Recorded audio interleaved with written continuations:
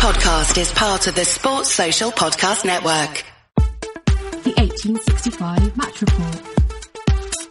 Hello there and welcome to 1865. We are bringing you a match report on today, a very happy day for the Reds as they went away to Blackpool and got a 4-1 victory. In a few minutes, we're going to hear from Adam, who's at the match. But before we do, let's just run through the team news.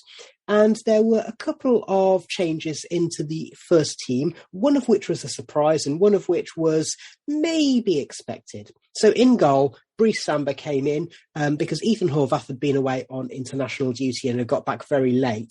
That's also explained, according to Steve Cooper, why Richie Laryea was not in the squad. The big surprise, however, was after being told that he'd be out for 5 weeks, Scott McKenna was back in the team after missing precisely no league matches. And he came in to replace Joe Lolly, which meant that Forest could go back to their back three with Colback and Spence at wing-back, and then Zinckernagel behind Johnson and Davis up front. And then there was also another pleasant surprise, because on the bench, Lewis Grabban, the skipper, was back in contention. Now, Adam, obviously, it's quite an away day to go to Blackpool, a trip to the seaside for you today. You mentioned it was absolutely blooming freezing when you got there, but the match heated up quite quickly, didn't it? There's quite a physical start. The ref was letting things go fairly early on. And for those of us watching on telly, there was a bit of an early penalty shout, but we needed a replay to find out when Marvin Ekpiteta had put in a little challenge on Philip Zinckernagel. Did you see that, and what were your thoughts? Yeah, so I was from sort of like the other side of the stand, and there was quite a faint shout from our side and quite a loud shout from the fans that were closer to it. I'm sure everyone that's watching at home would have been able to sort of shed some light on it a bit more for us. It did look like he played the ball and like it went through him, but won the ball first and then sort of collided with him after. So obviously we were sort of assuming that was why it wasn't. But yeah, it was I think just touching on the ref there, and so I think there's a lot of people around me getting frustrated, but I actually think he did really well. He did let the game flow when he could. He's a really good ref, actually. He's the Australian, wasn't he? He obviously came over from the A-League in Australia, and I think he did really well today. But yeah, no, I think it was a fast, pacey start. We got amongst them, and I think a lot of people around me before we scored the first goal, I think was actually saying we didn't. It was very open. It was a very open game. Blackpool had some really big chances, so the first goal for us was vital, especially the time that we got it. Yeah, absolutely. And I will actually come back to talk about the ref a little bit later on. Broadly speaking, I agree with you. I thought he had a good match, but there's another talking point, I suppose. Yeah, like you said, it was both teams playing a high press, and so it was a relief when Forest scored. Now, just from where I was watching on telly, like the ball pinged up and it went in slow motion after Philip Zinckernagel got into the box. What was it like for you? It was exactly the same, honestly. It was, so obviously it's as it's gone up, we've sort of, almost sort of looked at it and gone, it's going to go over. It looked like it was going over the trajectory of the ball. I was like, it's going over. And it kind of just dropped in, and there was almost like a surprised cheer from everybody, like, it's gone in, like, I can't believe it. Yeah. And it was good for Zinckernagel because I think he struggled today, and I think the goal should give him a little bit of confidence going into the next game. Obviously, should he play against Coventry? Mm-hmm. Yeah, it's a strange. I mean, certainly he'll have been having sleepless nights after the Liverpool match, won't he? So, okay, it's difficult to say whether the shot would have gone in anyway, but the deflection certainly helped it on its way. And Forest were a goal up after just 11 minutes. Now, I'm going to say that what you said about it being quite an open game, actually, the sort of the 10 minutes or so after Forest scored really epitomised that. I think it's a bit like a basketball game. It was going end to end, and the game was quite stretched a lot of times. Blackpool had an occasional sight of goal, so James Husband had a shot from distance which blasted over. Keenan Davis had a bit of a sight of goal after Dan Grimshaw had made a bit of a boo-boo with trying to clear the ball, and Brennan Johnson had closed him down. That must have got the heart rates going up in the away end. It was sort of a theme of the first half, really, wasn't it? I didn't know a lot about their goalkeeper going in, but distribution was lacking to say the least. Obviously, when Brennan closes him down and stuff, I think a lot of us with Brown were shouting, like, just shoot. Like, you've got the ball, he's at your feet, just have a go. And obviously, sort of the chance went begging. And, I think the goalkeeper definitely struggled first half. It gave us a lot of chances, but I think it also came a little bit from, we did press quite high. And I think being an open game can definitely suit Forest, because the way that we go forward in numbers, we go forward with pace, we're getting behind Blackpool defence, which they just couldn't handle today. Davis obviously can holds the ball up. Brennan was running at them. Jed Spence obviously running at them. Zinckernagel was getting into that pocket as the number 10. I really think they struggled to manage us in that first half, and I think that's obviously where the goals came from, really. Yeah, and it's worth saying as well that Blackpool, they were doing their own attacking as well. So there was a moment where James Husband put a cross in, which was deflected away by Brice Samba in the goal, and that led to another cross in, which Garamadine got his head to. And luckily for us, he didn't really get any power on it, so it was easy for Samba to gather. There was a short back header by Joe Worrell, slightly too casual there, and Samba had to stand up. I think it was Jerry Yates who fancied himself to get there, but Samba did really well because he was going to go and catch it, and then he actually just sort of stood up and sort of beat it away. So a little bit of a hairy moment. So in that sense, obviously, if you're 1-0 up away from home and the home team are attacking you, what you want to do, best response, get another goal. And what a goal it was from Brennan Johnson. Yeah, I think if we had gone in 1-0 at half time, even actually, funny enough, 1-1 at half time, I don't think many people could have a lot of complaints the way the game was panning on. The one with Samba, just to mention that, was terrifying, because from where obviously that was on our side, when he sort of stood up, it was hard to tell, like, sort of looking at why has he done that? But he's coming out, he's going to collect the ball, but obviously that's the benefit of having the Sky cameras and stuff. You can see it a couple of times, you can see, oh, actually, this is why he's done that. And Brennan's goal, obviously, I haven't seen the goals back myself. Obviously, saw them at the ground there and then. But he just took it so well. Yeah. And I think that with the way he takes this goal is just a player with so much confidence. And why wouldn't he be? Like, that's the thing. He's got every right to be confident. He slams it home. And I think that it's a real testament, because I think there's been a lot of people, actually, believe it or not, around me at home games, sitting around me saying that Brennan's too in and out of games. He doesn't have a good 90 minutes. He'll have a good 10 minutes, and in that 10 minutes he'll get a goal or an assist, which I actually don't see as a bad thing at all. But that's different people's perspective on football, I suppose. But today I felt like he absolutely just terrorised them all for that first half. He was unplayable, and the first goal and the second goal, he just took them both so brilliantly. Yeah, so let's just talk through the second goal before we come on to the third goal, because they came within a few minutes of each other. And the thing that I liked about it was Forest actually playing their way through the Blackpool team. So it was a throw-in, which Jed Spence took. He did a 1-2 with Brennan. Then it went to Ryan Yates, who cut it back. It deflected slightly. But for those of you who haven't seen it yet, I actually think that he maybe isn't getting the credit he deserves, because it's such a true finish. He just hit straight through it across the goalkeeper, bottom corner, when it would have been very easy to shank it. So I think he deserves a lot of credit for that.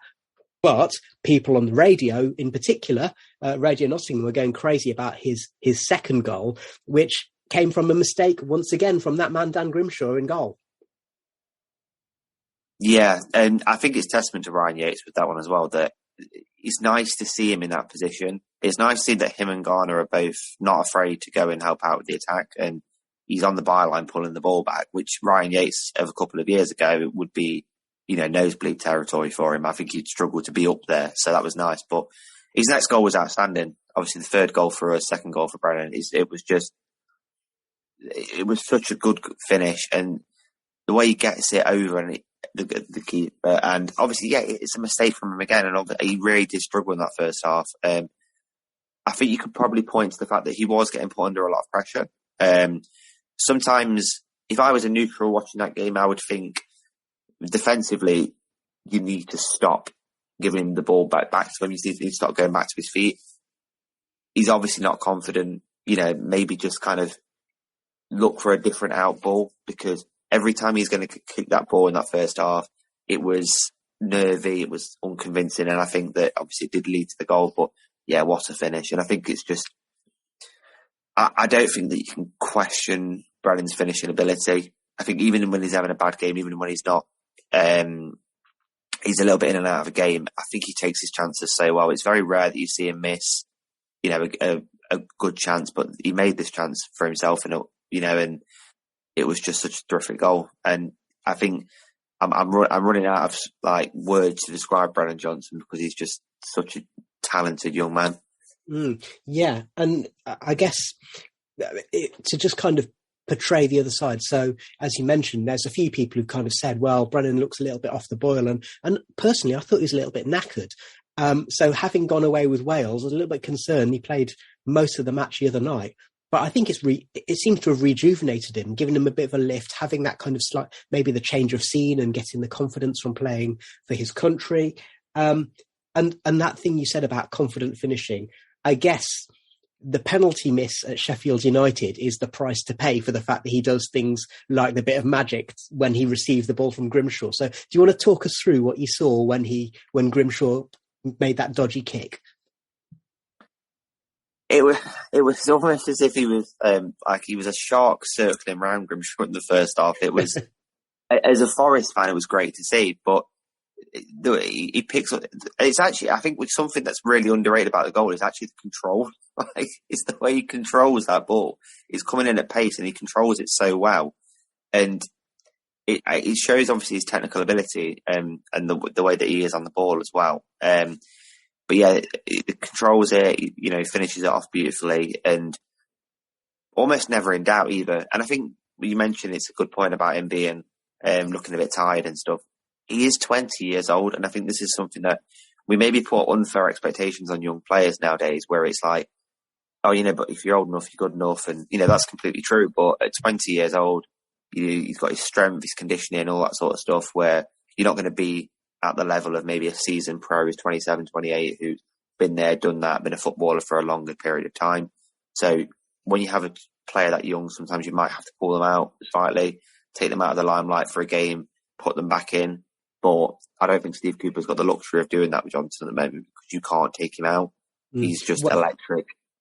Look, there's more to life than stats, but stats are important and data is important in modern football. And Brennan Johnson has got 20 goal involvements. He scored 13 goals and got 7 assists, which is the most of any player under 21 in the Premier League and EFL by quite a long way as well. So Bukayo Saka's next. Now, obviously, he's playing at a different level, but everyone's raving, and quite rightly, about Fabio Carvalho at Fulham. But he's in a team full of Premier League talent. He's got Mitrovic playing ahead of him. And he's on 13 goal involvements. Brennan's on 20. So I think that tells you a huge amount about why Brennan has to be involved every week. Yeah, absolutely. And I think that obviously Carvalho, he's a couple of years younger than Brennan, but obviously Brennan did have last season with Lincoln where he went and played in League One, which is different. It's a difficult league to play in. It's really physical. And I really think it's been the making of him sending him out on loan to Lincoln. They did a great job with him. He played in a really, really attractive style football under Alkerton at Lincoln. And I think that's really, really benefited him coming back into the Forest fold. And it never felt like, when he came back in and when we started going through the season, it never felt like he wasn't going to play. It did always feel like he was one of the first names on the team sheet. So it's great to see him play so well for us. I think I've seen some quite major kind of like YouTubers or influencers or whatever post stats about Brennan Johnson now, and I'm like, he's getting a lot of attention from a lot of mainstream media, and I think that obviously Brentford were interested. I think if we don't go up, I think Brentford has struggled to get him. Mm-hmm. I don't think he can go to a team that are struggling towards the bottom of the Premier League. I think he's going to go to a team that can really develop him into what I believe he can be, which is a top 6 Premier League player. Yeah, absolutely. And those are setting big expectations, but I think that he's shown, both in terms of his physical and his mental performances, and obviously having a dad who's experienced playing at the top level and a huge amount of championship football. I think those are all really, really positive things for Brennan in his career. And of course, the best chance that Forest have of keeping him is to be competitive and hopefully get promoted. And so therefore, going in at half-time, 3-0 up against a potential playoff rival isn't half bad. You're listening to 1865, the Nottingham Forest podcast. We had an early penalty shout in the first half, and Blackpool had an early penalty shout in the second half when Jerry Yates was challenged in the box by Scott McKenna. And I have to say that falls into the category of I've seen them given. The Blackpool one, from where I thought was a nailed-on penalty. I mean, I'm quite far away from where it was, but it looked like it, and I thought, yeah, he's going to blow his whistle there. And when he didn't, I thought, I think we've got away with one there. Yeah. It is hard to tell, but I think we've got away with that one. Okay, so as someone who's watching it on telly, what I'd say with both the challenge by Ekpateta on Zink in the first half and McKenna on Yates in the second half, in real time, I thought, meh. And when I saw the replays, I thought, whoa. So if that is an oral representation of how I thought those went. Let's come back to the action because, yeah, Blackpool did try and come at us. And then Forest had a chance when Keenan Davis managed to put a pass through for Philip Zinckernagel. And having said he'll have lost a bit of sleep after the Liverpool match, he had another moment here, didn't he? He did. I want to highlight with this one, though, the work that James Garner's done before, because when the ball's come over, he's actually headed it into Davis's pass, and it was fantastic ball into Davis, and obviously Davis has then obviously rolled it into Zink. I know it was a corner, so I'm assuming that based on that, it was the goalkeeper's got a touch to it, yeah. But the goalkeeper shouldn't be part of the equation. Mm-hmm. You throw on goal, you've got to score. Seems with Zinckernagel in a way he would rather be on the edge of the box, but he seems to score the harder chances. I'm thinking back to his goal against Swansea, for example, which was also 4-1 in the same kit, which was funny. That wasn't an easy chance, but he's hammered that home. This one, he's 1-on-1 with the goalkeeper. He has to score, and I think that if it was the other way around, if it was Zinckernagel through to Davis, I think Davis still score. And I think my biggest criticism of Zinckernagel is that I think he was fantastic during the start of the season. I don't feel as if he's very consistent. Mm-hmm. I do like him. I think he's a good player. It does frustrate me massively, especially with stuff like this. Yeah. What I've noticed as well, maybe it's a confidence thing, maybe it's a fatigue thing, but he seems to be wanting to take extra touches now rather than keeping the ball moving quickly. And so, like you say, if it'd been the other way around, or it had been Brennan who'd been put through by Keenan in this instance, there would have been an instinctive first-time finish rather than trying to find the angle and therefore allowing the keeper to get that extra second. Davis and Johnson were sacrificed on 65 minutes, and we saw Sam Surridge come on, expected, but we also saw Lewis Grabban come back. How did that feel? It was great. He got a great reception as well. Obviously, club captain coming back. A lot of people have actually said they're not sure how he's going to get back in the side. Obviously, with Davis being fantastic, Surridge being, I saw a stat, he's got 3 goals in 350 minutes or 250 minutes or something like that. It's insane. Mm-hmm. It's going to be really hard for Grabban to come in and actually start games. But I think before he got injured, he was starting games with Davis, so we'd have to see how it goes. But it was a great reception for Lewis when he came on. He deserves that.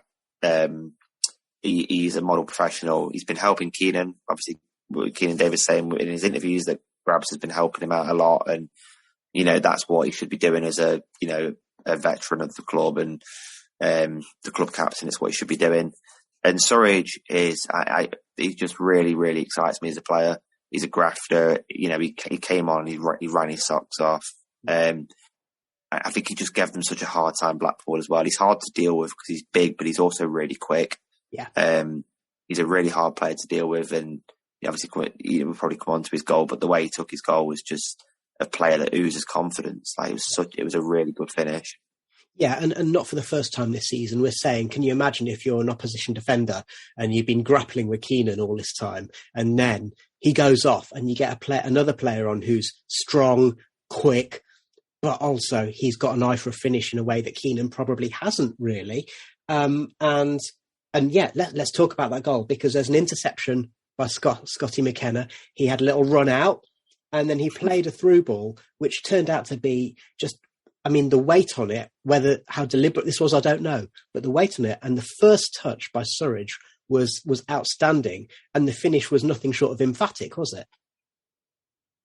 McKenna stepping out of the line is something that he does a lot, and he's so good at it. He's so unbelievably good at it. I mean, the amount of times you saw him in that second half playing left wing, and you're like, you know, when obviously the situation where he got fouled and, you know, he went down just outside the box and stuff, you're thinking, why are you there? Like, it blows my mind. But yeah, it's a good ball through. I think he meant it. I think it was perfectly weighted. I hope anyway. I'm sure he would say it was, and it was. But yeah, I think with a striker, you always say that when you first touch to put you into the position to shoot, and then you want your second touch to be a goal, and goes across the goalkeeper, hammers it into the far corner, and I don't think anyone was in doubt because he has got that. He's just such a good finisher. Like, Cooper just instills confidence in these players, and you can see them playing with it. Yeah. Yeah, Stoke fans will be wondering, you know, is that really the same player that we had for 6 months? But you're right, Cooper, he knows how to work with players, and that's massively important. Now, just quickly, the one blot on the landscape from this match was that Blackpool did get what turned out to be a consolation goal. Joe Lolly had come on 73 minutes for Zinc, and actually it was down to him having a bit of a rash tackle on the halfway line, which he got booked for, and rightly so. And Blackpool floated the ball in, and Callum Connolly was at the back post, and he just sort of poked it home. And also worth pointing out that Blackpool were down to 10 men at this point because they'd made all 3 subs, and then Dujon Sterling got injured. So a bit of a blot on the landscape. It was a bit frustrating to concede the goal, scrappy goal as well. But I think they probably deserved a goal out of the game. I mean, they had a lot of chances. You know, they missed some gilt-edged chances, and they probably did deserve a goal out of the second half. But I mean, on a Blackpool perspective, to be fair, I do just want to point out Josh Bowler. He is fantastic. I think watching him today, it was like I've sat there thinking I'm gutted that we didn't sign him, because he was brilliant. The way he played inside and out. He did get Blackpool's man of the match. No, he's going to be some player. Yeah, he really is. And it's worth pointing out as well that actually Jack Colback, makeshift left wing back, did an excellent job of marshalling him, because it sounds really obvious, but you know that with Bowler, you've got to keep him on his right foot. And the only decent cross that he managed to get in was with his standing foot, because Forrest kept closing him down when he tried to cut in onto his left to cross it. He did have a few opportunities on goal, but didn't really manage to make the most of those. But as I say, he's obviously a very good player. Talking about Blackpool's performance, Neil Critchley said, "I've not seen the stats yet, but I reckon there'll not be a lot in that game. We weren't second best, only in moments. Every time Forest got into our penalty area, they scored. They had a bit of luck." And it's a bit of a strange one. From my perspective, when I was watching this match, I was reminded of when Fulham came to the City Ground earlier this season. And you just thought, well, you know what? Forest weren't terrible on that day. It's just that Fulham were like 2 levels above. And I think that this match was fairly similar. I think that Blackpool can probably say, well, we didn't play that badly, but Forest just had that killer instinct. We were able to put the game to bed and then manage it. What do you think? Yeah, I saw something about this comment after the game. I don't agree with him, personally. I think that you can define anything in football like that. It's like the Frank Lampard interview after he got beat by Crystal Palace, where he explained all 4 goals. Ultimately, you conceded 4 goals. It's what you do with it. It's how clinical you are, and it's how ruthless you are. And today we were completely ruthless. And I think that I do think we're still the better side. I think they were massively second best. But, you know, he is going to say that in a way, and he is going to defend his players. And he's a terrific manager, and he's done a brilliant job this season with Blackpool. But I can't really agree with him here that he doesn't think that they were second best, because they emphatically were. Mm-hmm. Yeah. I've mentioned Critchley, and I just want to move on to Steve Cooper, but with a specific intent, which is we said we'd come back to the ref. And you and I thought the ref was really good. I thought that what was really impressive about the ref, who was Jared Gillick, I've looked up his name since we talked about him earlier. He let a lot of physical stuff go, but he was very consistent with it. It was obvious he's obviously set a bar and stuck to it. So the only 2 bookings he couldn't avoid giving, and that one was for Lolly, and then there's another one for a handball to a Blackpool player.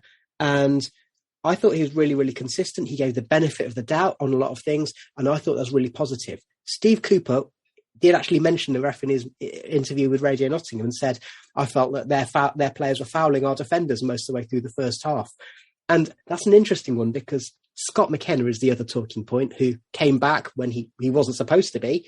And he had loads of real wrestling matches with Gary Medine in that first half. And I thought a few times he's probably crossing the line. Are you surprised at Cooper's comments? Yeah, I am. I mean, I think that I do get where he's coming from, but Gary Medine is a very physical striker. He's always played the same way, and there's nothing wrong with being a physical striker that puts yourself about.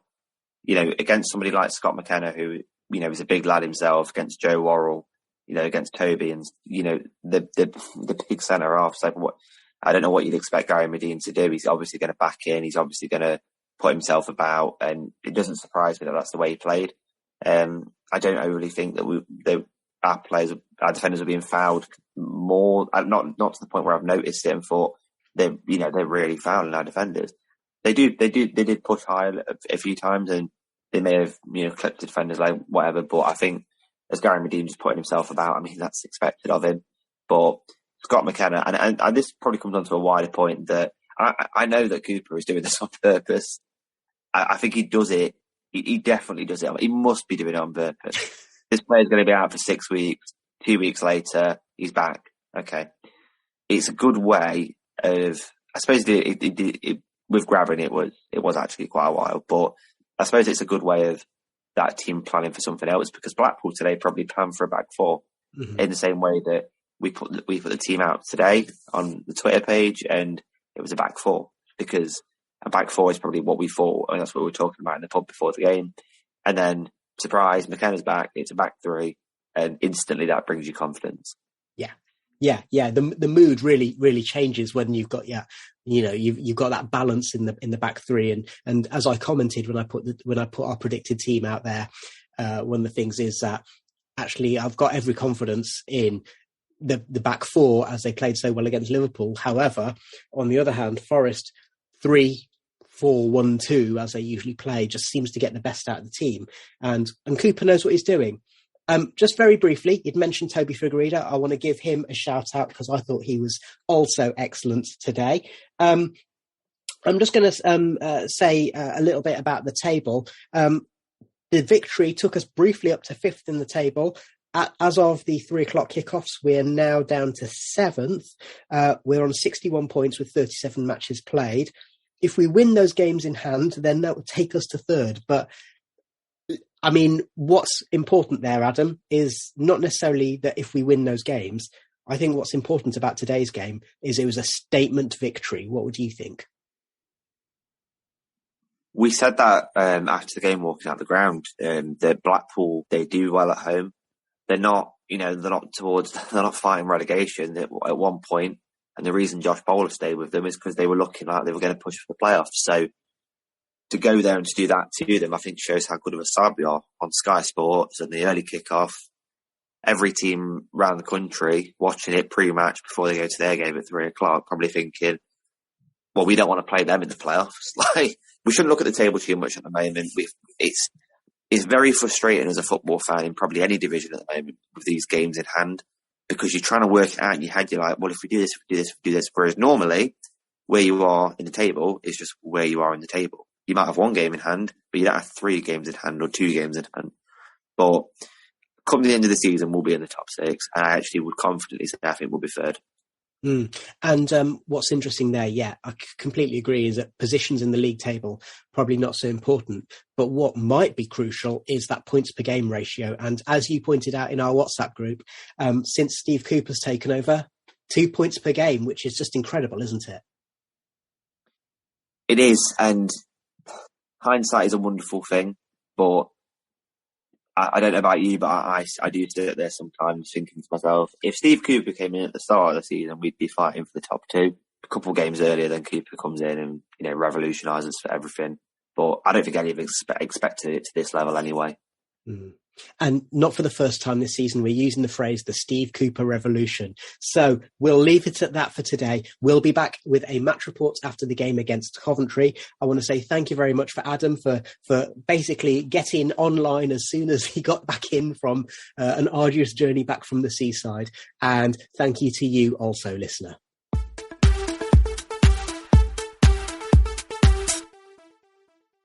Sports Social Podcast Network.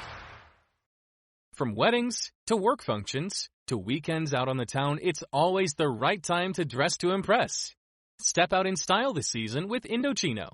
They make high-quality custom-fitted suits, shirts, and casual wear, all at a surprisingly affordable price. Each Indochino piece is made to your unique measurements and specifications, so you get a perfect fit every time. You can even customize every single detail of your suit, from the lapel of your jacket all the way down to the hem finish of your pants. Creating a suit that fits you and your style has never been easier. And the best part is that Indochino suits start from just $4.29. Dress to impress this season with Indochino.